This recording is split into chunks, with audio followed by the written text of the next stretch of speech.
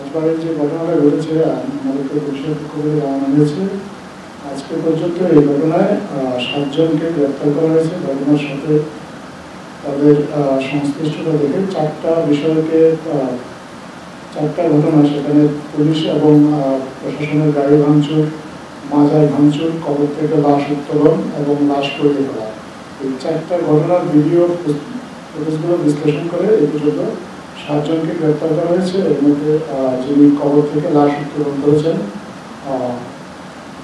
নাম হচ্ছে কাজী আরিফ, কাজী অপু, তাকেও গ্রেপ্তার করা হয়েছে। এছাড়াও এই 7 জনের মধ্যে অন্তত 2 জন রয়েছেন যারা স্থানীয় আওয়ামী লীগ রাজনীতির সাথে সম্পৃক্ত।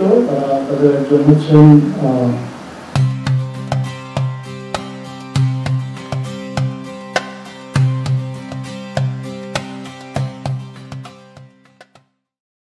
হিরু মৃধা, সাধারণ সম্পাদক গোয়ালন্দ ঘাট থানা স্বেচ্ছাসেবক, এবং মাসুদ মৃধা, সভাপতি উজানচর ইউনিয়ন ছাত্রলীগ গোয়ালন্দ থানা।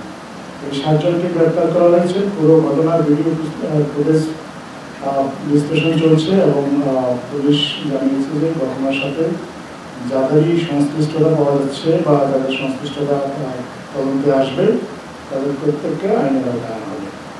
আজকে যে আইন শৃঙ্খলা রক্ষাকারী সংক্রান্ত যে মিটিংটা হয়েছে আমাদের প্রধান উপদেষ্টার কার্যালয়ে, সেখানেও এই ঘটনা সম্পর্কে আমাদের সরকারের ঊর্ধ্বতন কর্মকর্তারা মাননীয় উপদেষ্টাদেরকে অবহিত করেছেন।